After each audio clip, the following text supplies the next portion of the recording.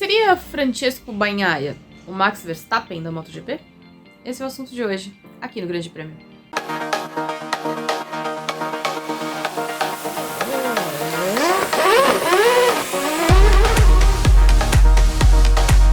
Fábio Quartararo saiu do Grande Prêmio da Áustria um tantinho impressionado.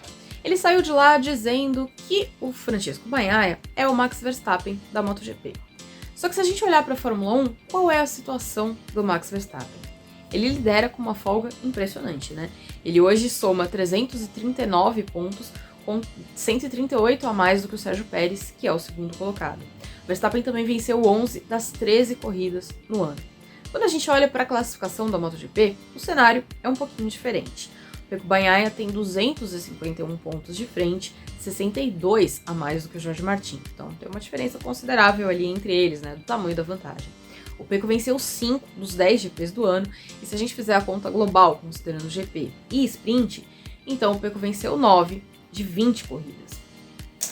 O que pra mim faz a diferença maior pra gente dizer que não, o Pecco não vive a mesma situação do Verstappen na MotoGP? A concorrência. Porque se a gente olhar para a Fórmula 1, a gente tem uma Red Bull que acertou muito a mão no carro e um Verstappen que faz desse carro ainda melhor. Não é só que o carro é bom, é que o Verstappen faz do carro também melhor. Então, o elo entre os dois é muito bom, mas além disso, a gente tem uma concorrência que não faz a parte dela.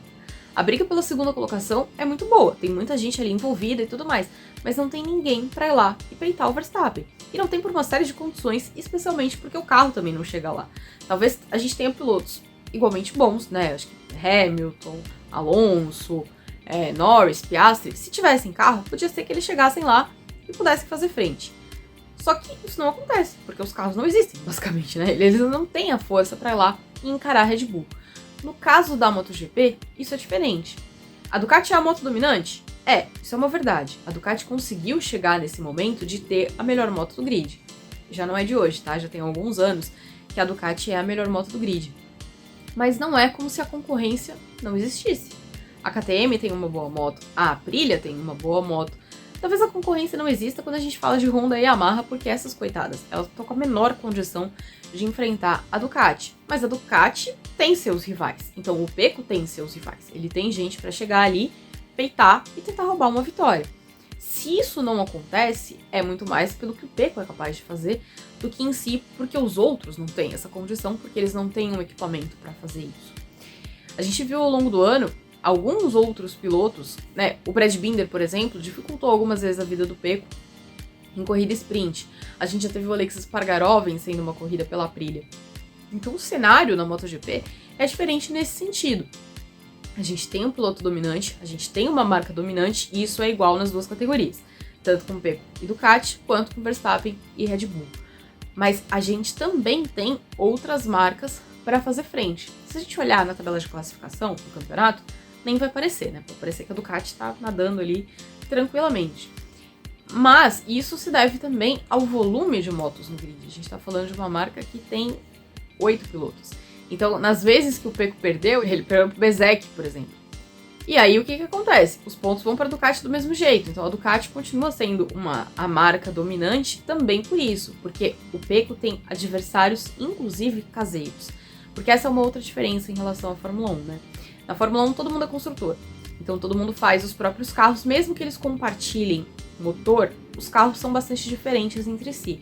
Na MotoGP, isso não acontece. Na MotoGP a gente tem ali 5 fábricas e as outras equipes são satélites, o que significa que elas vão lá e compram uma moto daquele construtor para botar no grid. No caso da Ducati, como eu falei, são 8 motos. 4 são do ano, as 2 da equipe de fábrica e as 2 da Pramac. As outras 4, que estão as 2 da Gresini e as 2 da VR46, são motos do ano anterior. São motos igualmente competitivas, mas não são exatamente a mesma moto. E isso acontece com outras equipes, por exemplo, a KTM não, porque a KTM, embora dê o nome de Gas, ela trata que é toda a mesma moto, tudo é RC16. A Yamaha não tem equipe satélite e a Honda tem ali aquela promessa, né, de que a LCR vai ter as mesmas motos, o que a gente tem visto que não é bem verdade, né, tem tido muitas reclamações, tiveram muitas reclamações por parte do Alex Rins, então a gente sabe que tem essa diferença. Mas na prática, o que isso significa é que o Pecco está sendo desafiado por rivais no mesmo equipamento. Isso é uma coisa que o Verstappen não tem. Porque embora ele tenha o Pérez ali, o Pérez, tadinho, ele, né, se enroscou um pouco aqui, um pouco ali, então ele nunca conseguiu efetivamente fazer frente ao Verstappen. Porque aí o carro é igual, mas o piloto não é, né? Então pega aquela diferença um pouco mais complicada. No caso da MotoGP, não. O Pecco teve durante muito tempo, durante muitas corridas, que enfrentar o Bezzecchi, por exemplo. Que é um cara que tá ali com um equipamento um pouquinho diferente, porque é a moto do ano anterior, mas que é um equipamento forte, que consegue ir ali pro combate. Essa, pra mim, é a diferença principal. Eu não vejo a liderança do Pecco, o domínio da Ducati da MotoGP, no mesmo nível da liderança do Verstappen e da Red Bull, exatamente por causa disso. Porque na MotoGP, o grid é mais parelho, tem mais gente ali pra combater, pra infernizar, pra dar trabalho.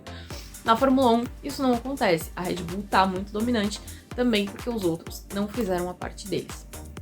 Então me conta aí, pra você, Pecco e Verstappen estão no mesmo nível de domínio ou tem alguma diferença entre eles?